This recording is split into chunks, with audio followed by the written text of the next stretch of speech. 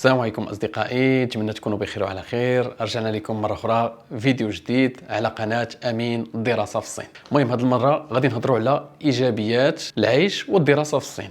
قبل ما نبدا الفيديو حاولوا تشاركوا في القناة، ديروا لايك وشوفوا الفيديوهات اللي درنا من قبل. درنا فيديوهات على المعادلة في الصين، على الأوراق المطلوبة اللي بغى يقرأ في الشينوا.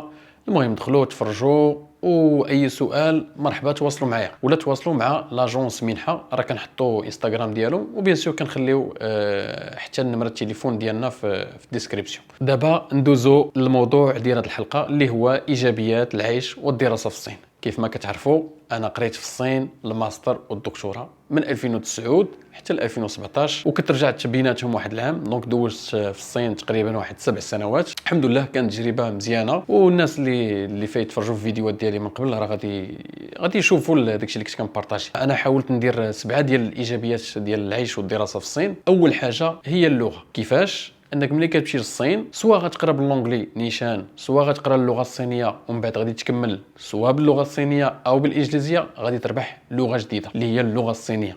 هذه اللغه الصينيه اللي غادي تفتح لك الابواب، سواء باش تفهم العقليه ديال الشناوه، سواء باش زعما باش تانتغرا مع الشناوه في الصين عامه. بغيتي تشري مثلا اللغه غادي تعاونك. وملي كنهضروا على اللغه بيان سور ما كنهضروش فقط على اللغه الصينيه، راه حتى اللي عنده مثلا اللغه الانجليزيه ضعيفه ولا الفرنسي ضعيفه، ولا مثلا كان كيتعلم مثلا واحد اللغه الاسبانيه مثلا ومشى للشينوا، غيتلاقى مع ناس مثلا من امريكا اللاتينيه غيبراتيكي معاهم الاسبانيه، غيتلاقى مع الامريكانيين غيبراتيكي معاهم الانجليزيه. دونك هذه من ايجابيات الدراسه في الصين. ومعها بيان سور وانت في الصين كتعلم بزاف ديال الثقافات، حيت الصين فيها ثقافات بزاف، وفيها فقط هذه للمعلومه فيها 56 قوميه، منهم قوميه ديال الخان. المهم غادي تكونوا كتسمعوا هذا الشيء، وملي غادي تمشيو راه غادي تلقاو فيهم بزاف، ومنهم واحد 8 ديال القوميات راهم مسلمين. دابا نهضروا على هذه النقطه ديال الايجابيات الاكل الحلال في الصين. وبحال اللي قلت لكم ملي كتعرفوا على ثقافات جديده سواء اللي كاينين في الصين سواء مع دول اخرين مثلا ماليزيا، اندونيسيا، كمبوديا، كيولي التفكير ديالك يعني تفكير عالمي. ما كتبقاش تفكر فقط هذاك الدري اللي كاين غير في المغرب وتفكير محدود، كتولي التفكير ديالك تفكير عالمي. كتعرف ان الناس وحدين اخرين عايشين معاك، تحترمهم، تحترم الثقافات ديالهم.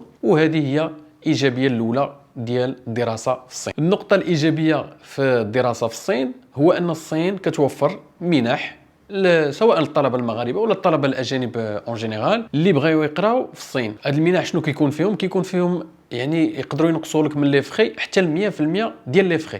يعني بعض المرات يقدروا يكونوا منح فيهم القرايه فابور، السكنه فابور، زائد صالير. المهم اللي بغى يدفع معنا بيان سور التسجيل راه مفتوح. التسجيل كيفتح كل عام من شهر 3 حتى لشهر 6 تقريبا 5-6. حاولوا اللي عنده الدوسي واجد يتواصل معنا باش ندفعوا ليه الدوسي ديالو. وبحال اللي قلت لكم الصين راه كتوفر منح. المنح كيكونوا فيهم الدراسه بعض المرات مجانا. الحمد لله راه دفعنا لشي وحدين هذا العام نيت وحتى الاعوام السابقه. ربما بزاف منكم ما كيعرفوش ان الدراسه في الاصل في الصين راه ماشي فابور، راه بالفلوس. يعني راه ما كاين 3 مليون 4 5 6 حتى ل 10 المليون حتى لكثر كاع. ولكن الدور ديالنا حنا كوكاله منحه اللي ديجا كيعرفونا هو نجيبوا لكم منح، سواء منحه ديال 100%، سواء منحه ديال تغطي لك حتى 60%، 70%، 50%. المهم الحمد لله كاينين اختيارات بزاف. والصين راه باغا توصل للميريكان، يعني توصل ل 500 ألف طالب. كيف ما كتعرفوا اول دوله في استقطاب الطلبه الاجانب راه هي امريكا بمليون و200 الف، تابعها بريطانيا بشي 500 الف وشي حاجه، وتابعها الصين ب 400 الف وشي حاجه. ولكن الصين باغا تولي هي الاولى كاوبجيكتيف. الاول باغا تولي هي الثانيه يعني من بعد امريكان، يعني باغا تفوت بريطانيا. لذلك راه كتوفر منح لجميع الجنسيات بما فيهم الطلبه المغاربه. النقطه الثالثه الايجابيه في العيش والدراسه في الصين وهو الاكل الحلال. راه كاين موجود الحمد لله، ما عمري ما لقيت شي مشكله. هذه المشكله الصراحه كانت عندنا شي شويه في الاول، ولكن باش تجاوزنا هذه المشكله بهذيك النقطه الايجابيه الاولى هي كتعلم اللغه الصينيه. اللغه الصينيه راه هي اللي غادي تعاونك باش ملي تمشي شي بلاصه ما تبغي تسول على الاكل الحلال، اللغه الصينيه غادي تعاونك باش ما يبقاش عندك مشكله. مثلا مشيتي واحد المطعم اللي نقولوا ما فيهش ما غير حلال وبغيتي تاكل مثلا غير الحوت ولا شي حاجه، اللغه الصينيه غادي تعاونك شي شويه. وملي كتمشي للجامعه في الصين غير باش تكونوا عارفين شنو كيكونوا الشومبرات، وراه كتكون كوزينه فين طيب. زعما اللي بغى يطيب راسو راه كاينه هذه الامكانيه. واللي بغى يمشي للمطاعم الحلال في الصين راه كاينين جوج انواع. كاين واحد النوع اللي كيكون في الجامعه، يعني داخل الجامعه كيكون واحد الكونتين كبير، ريستو كبير وفيه بارتيه ديال المسلمين. علاش؟ لانه الصين راه فيها شناوه مسلمين، دونك راه حتى هما كيفكروا فيهم، راه ما كيفكروش غير في الطلبه الاجانب المسلمين، راه كيفكروا حتى في الشناوه المسلمين. وكاين النوع الثاني وهو التاكل برا. التاكل برا كتمشي عند الشناوه المسلمين، راه عندهم مطاعم اسلاميه حلال ممكن تاكلوا فيهم حتى هما. وبيان سور كاين واحد يعني النوع الثالث وهما الاكل العربي، مثلا التركي والسوري واللبناني، راه هما كيكونوا في الصين. هادو صراحه كانوا كيجيونا غاليين. انا في الوقيته ديالي ملي كنت في الشينوا كانوا كيجيونا شي شويه غاليين. شنو كنا كنديروا؟ كنحاولوا غير مره في السيمانه نمشيو ليهم. في الليل مثلا انايا كنت كنطيب غير سباكيتشي ولا سميتو ديك المجعبه ولا شي حاجه، وبنهار يعني وقيته ديال الغداء لانه ما عنديش الوقت خصني نمشي ليكور، دونك كنت كنمشي للمطعم ديال الجامعه. النقطه الايجابيه الرابعه وهو الامن. الامن في الصين زعما انايا شخصيا سافرت لبزاف ديال الدول، يعني دول اسيويه بالخصوص، وما كاين ما يعني ما امن من الصين. صراحه الصين امنه. الكاميرات فيما مشيتي، البنت ولا الولد يخرج في الليل 2 ديال الليل 3 ديال الليل ما كاينش اللي يهضر معاه. ما عمرك ما غادي تشوف مضاربه في الشينوا لان القانون تماك عندهم صعيب. المهم ردوا البال من هذه القضيه.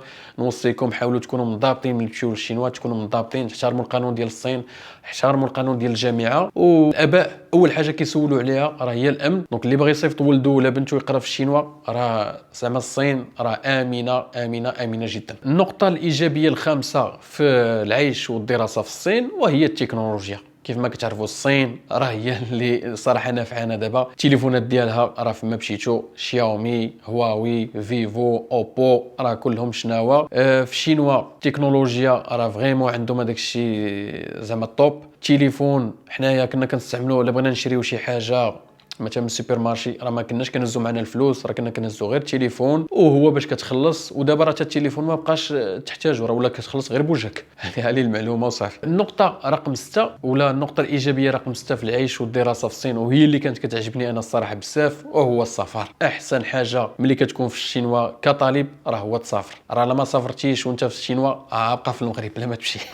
السفر صراحه ميسر. عندهم التي جي في يعني داك القطار السريع كيديك فيما بغيتي. الطياره كتكون بعض المرات غير 300 درهم الي وروتور، تبقى تمشي مثلا نقولوا حنا انا كنت في واحد المدينه سميتها تشانشا، كنمشي من تشانشا لبكين الي وروتور 500 درهم، صراحه رخيصه.